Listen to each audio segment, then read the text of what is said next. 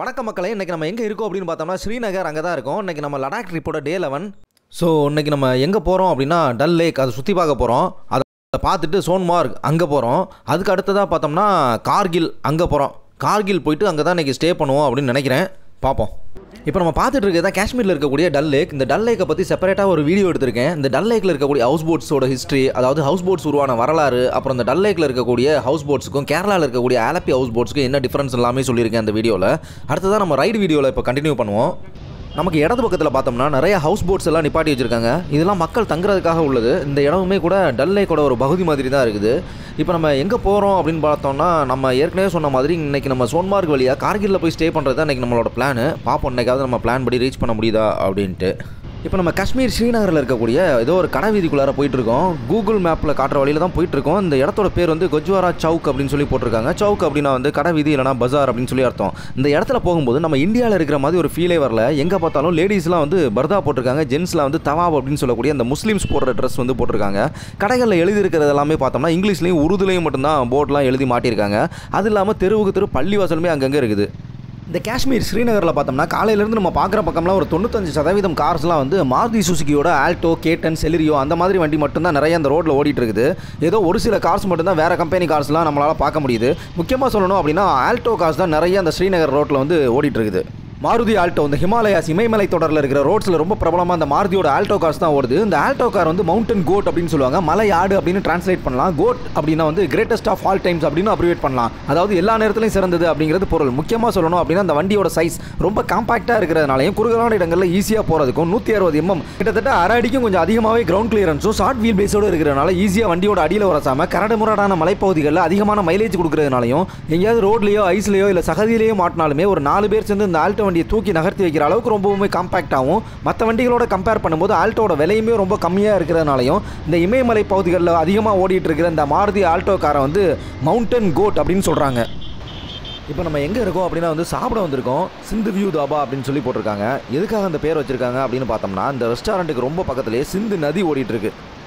சிந்து நதி இந்தியாவில் ஓடக்கூடிய புண்ணிய நதிகளில் ஒன்று. அதை தான் இப்போ நம்ம வந்து பார்த்துட்ருக்கோம். இந்த கரையிலலாம் உட்காந்து சாப்பிட்லாமா, பட்டு நாங்கள் உட்கார போகிறது அங்கே. சிந்து நதி பற்றி சொல்லணும் அப்படின்னா சைனாவோட டிபெட் தன்னாட்சி பகுதியான மவுண்ட் கைலாஷ்னு சொல்லக்கூடிய கைலாய மலையில் மானசரோவர் ஏரி பக்கத்தில் உற்பத்தியாகி இந்தியாவில் இருக்கக்கூடிய லடாக் அப்புறமா நம்ம பார்த்துட்டு இருக்கிற இப்போ இருக்கிற இந்த காஷ்மீர் வழியாக மேற்கு திசை நோக்கி ஓடி பாகிஸ்தானுக்குள்ளே போய் அரபிக்கடலில் கலக்குது. பொதுவாகவே இந்தியாவில் ஓடுற நதிகள் எல்லாமே மேற்கு திசையிலேருந்து கிழக்கு திசை நோக்கி ஓடி வங்காள விரிகுடா கடலில் கலக்கும். ஆனால் அந்த சிந்து நதி வந்து இந்தியாவுக்கு கிழக்கு திசையில் டிபெட்டில் உற்பத்தியாகி மேற்கு திசை நோக்கி இந்தியாவுக்குள்ளே வந்து பாகிஸ்தான் வழியாக போய் அரபிக்கடலில் கலக்கிற ஒரு டிரான்ஸ்பவுண்டரி ரிவர் அப்படின்னு சொல்லலாம். இண்டஸ் வேலி சிவிலைசேஷன் அப்படின்னு சொல்லக்கூடிய சிந்து சமவெளி நாகரிகம் இந்த சிந்து நதி கரையில் தான் இருந்திருக்குது. அது போக பழங்கால நகர நாகரிகங்கள்னு ஆய்வு செய்யப்பட்டதாக சொல்கிற ஹராப்பா, மொஹஞ்சடாரோ அப்படின்னு நம்ம ஸ்கூலில் படித்த இந்த நகரங்கள் கூட பாகிஸ்தானில் இப்போ இருக்கக்கூடிய பஞ்சாப் அப்புறம் சிந்து மாகாணங்களில் இந்த சிந்து நதி கரையில் தான் அகழ்வாய்வு செய்யப்பட்டிருந்திருக்குது.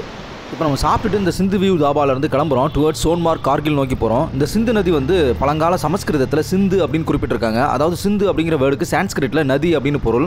அதுவே பெர்ஷியன், அதாவது பாரசீகர்கள் இப்போ இருக்கக்கூடிய ஈரான் நாட்டை தான் வந்து முன்னாடி பெர்ஷியா அப்படின்னு சொல்லுவாங்க. அந்த பாரசீகர்கள் வந்து சிந்து நதியை ஹிந்து அப்படின்னு சொல்லி அழைச்சிருக்காங்க. எதனால சிந்துவை பெர்ஷியன்ஸ் ஹிந்துன்னு அழைச்சாங்க அப்படின்னு சொல்லி பார்த்தோம்னா, பெர்ஷியன் லாங்குவேஜில் வந்து இஸ் அப்படிங்கிற உச்சரிப்பே கிடையாது. அதனால் அவங்க சிந்துங்கிற வேர்டை ஹிந்துன்னு அழைச்சிருக்காங்க. அதாவது சிந்துவில் இருக்க முதல் எழுத்தான எஸ்ஸுக்கு பதிலாக ஹெச்ங்கிற வேர்டை யூஸ் பண்ணியிருக்காங்க. அதுவே காலப்போக்கில் மறுவி இண்டோஸ் அப்படின்னு கிரேக்கர்களும் இண்டஸ் அப்படின்னு ரோமானியர்களும் அழைச்சிருக்காங்க. நாளடைவில் இண்டஸ் அப்படிங்கிற பேர் இந்தியா அப்படின்னு ஆகிருச்சு. அதுக்கப்புறமா அந்த பிரிட்டிஷ்காரங்க இந்தியா அப்படின்னு அஃபிஷியலாகவே அழைக்க ஆரம்பிச்சிட்டாங்க. சிம்பிளாக சொல்லணும் அப்படின்னா பழங்காலத்தில் இந்த சிந்து நதிக்கரையில் வாழ்ந்த சிந்தியர்களை வந்து இந்தியர்கள்னும் இங்கே தோன்றின மதம் தான் வந்து ஹிந்து மதம்னு சொல்கிறாங்க. இப்போ டைம் பார்த்தோம்னா மதியானம் 2:45 ஆகுது. இங்கேருந்து கார்கில் இன்னும் 166 கிலோமீட்டர் போட்டிருக்காங்க. சோன்மார்க் 47 கிலோமீட்டர் தான் போட்டிருக்காங்க. இப்போ நம்ம போயிட்டு இருக்கிறது வந்து NH1D நேஷனல் ஹைவேஸ் 1D அப்படிங்கக்கூடிய ரோடு. இது வந்து ஸ்ரீநகர் லே ஹைவே அப்படின்னு சொல்லுவாங்க. இந்த ரோடை வந்து BRO அப்படின்னு சொல்லக்கூடிய பார்டர் ரோட்ஸ் ஆர்கனைசேஷன் அவங்க தான் வந்து மெயின்டைன் பண்ணுறாங்க. இந்த ரோட்டில் போகும்போது இங்கே இருக்கக்கூடிய கிலோமீட்டர் சைன் போர்ட்ஸ்லாம் பார்த்தோம்னா BRO, அப்புறம் பெக்கான், RCC, BRTF அப்படின்லாம் எழுதியிருக்காங்க. BRO அப்படின்னா வந்து பார்டர் ரோட்ஸ் ஆர்கனைசேஷன், பெக்கான் அப்படின்னா வந்து border roads efficiency and connectivity optimisation network அப்படின்னு அர்த்தம். BRTF அப்படின்னா பார்டர் ரோட்ஸ் டாஸ்க் ஃபோர்ஸ் அப்படின்னு சொல்லலாம். RCC அப்படின்னா ரோட் கன்ஸ்ட்ரக்ஷன் கம்பெனி. இவங்க எல்லாம் என்ன பண்ணுவாங்க அப்படின்னு சொல்லி பார்த்தோம்னா, BRO அப்படின்னு சொல்லக்கூடிய பார்டர் ரோட்ஸ் ஆர்கனைசேஷன் வந்து மினிஸ்ட்ரி ஆஃப் டிஃபென்ஸுக்கு கீழே இருக்கக்கூடிய ஒரு ஏஜென்சி அப்படின்னு சொல்லலாம்.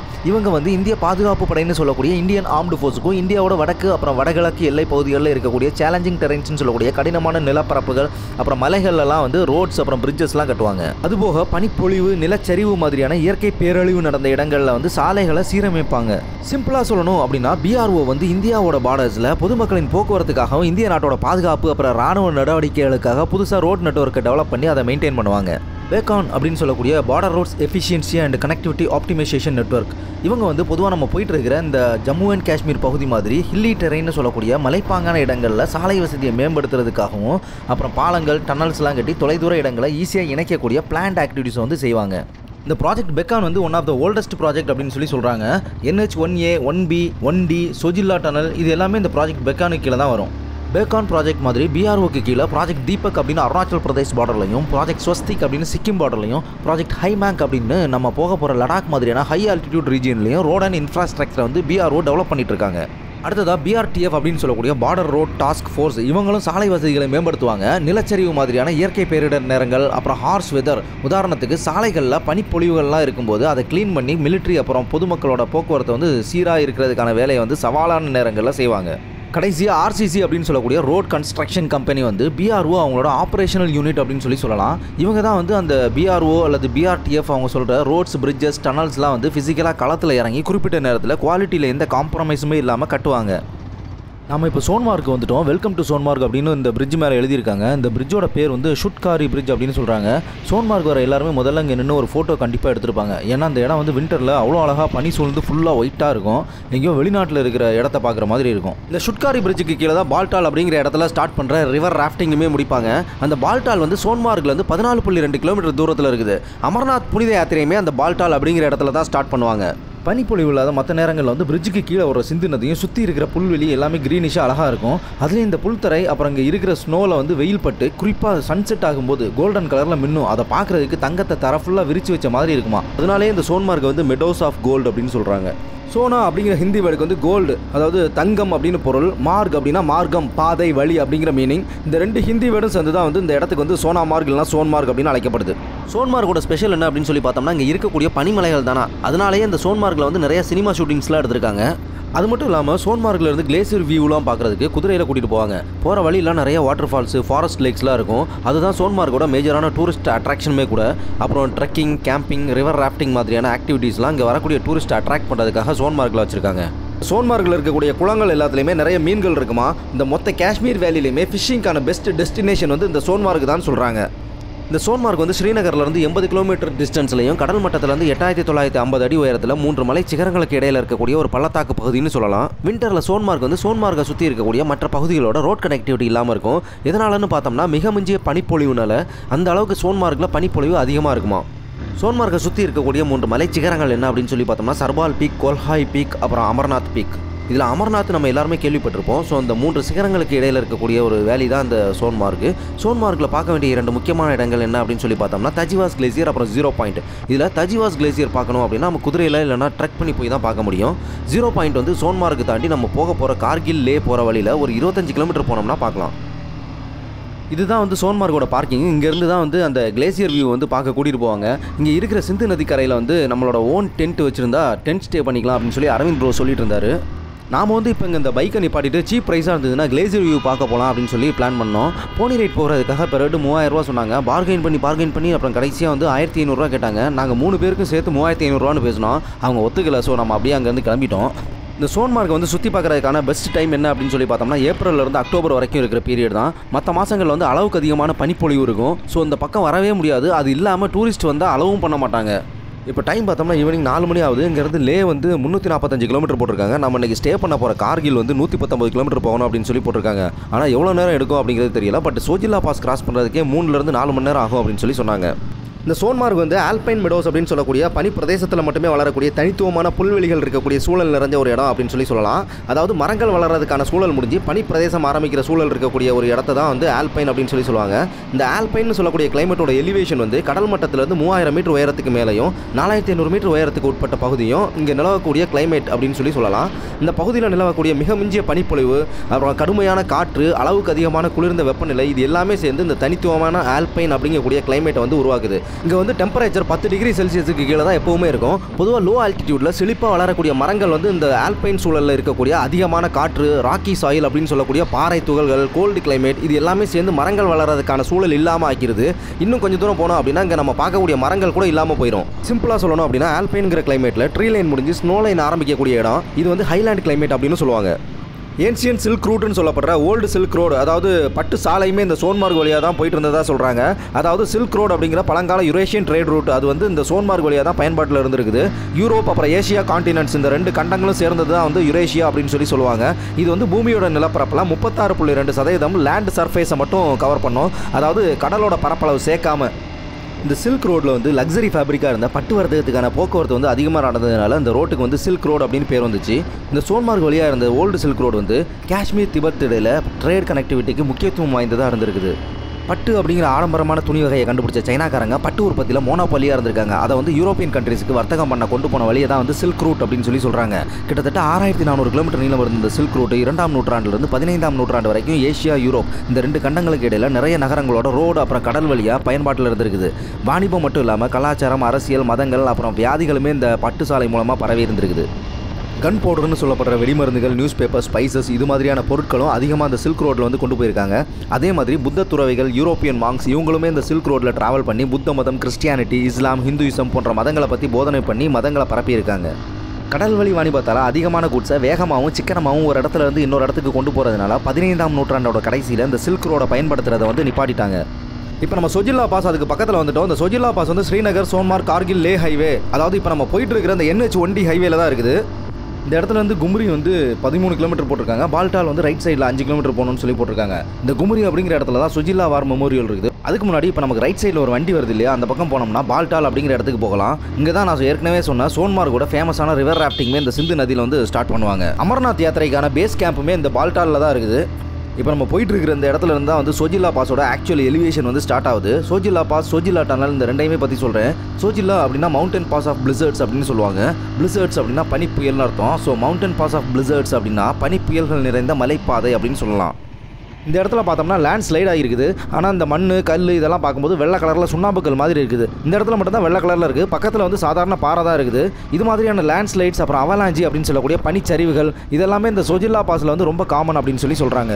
முன்னாடி போயிட்டு இருக்க லாரி பார்த்தோம்னா ரோட்டில் இருக்கிற புழுதி மொத்தத்தையும் கிளப்பிட்டு போகுது.